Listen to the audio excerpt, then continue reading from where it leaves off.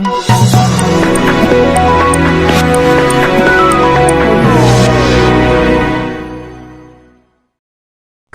జిల్లా ఎమ్మిగనూరులో assembly BJP convener KR Murahara Reddy నేడు ఉమ్మడి అభ్యర్థిగా నామినేషన్ దాఖలు చేశారు.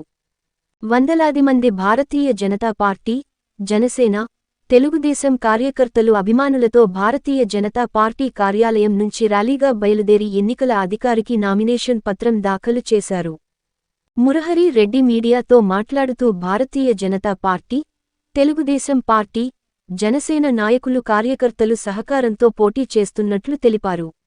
బీజేపీ బీ ఫామ్ తనకు వస్తుందని ఆశిస్తున్నానని ఆయన అన్నారు. తనకు మద్దతుగా జనసేన ఇన్ఛార్జి రేఖా గౌడ్ కూడా బీజేపీ అభ్యర్థిగా నామినేషన్ మురహర రెడ్డికు మద్దతు తెలిపారని, కానీ నామినేషన్ కార్యక్రమానికి రేఖా గౌడ్ హాజరు కాలేకపోయారని, దానికి కారణం కర్నూలులో ఆసుపత్రిలో చికిత్స పొందుతున్నారని మురహరి రెడ్డి తెలియజేశారు.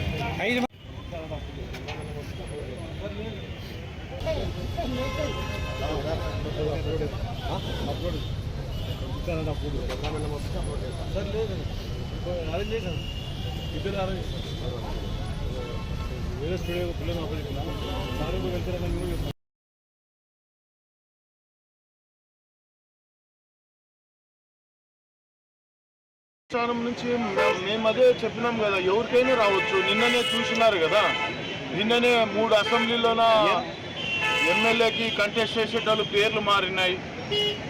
ఇప్పుడు ఎట్లుంటుందంటే సర్వేలు బట్టి, పరిస్థితిని బట్టి మారే అవకాశం ఉంది. కాబట్టి అవకాశం వస్తుందని ఆశిస్తున్నాను.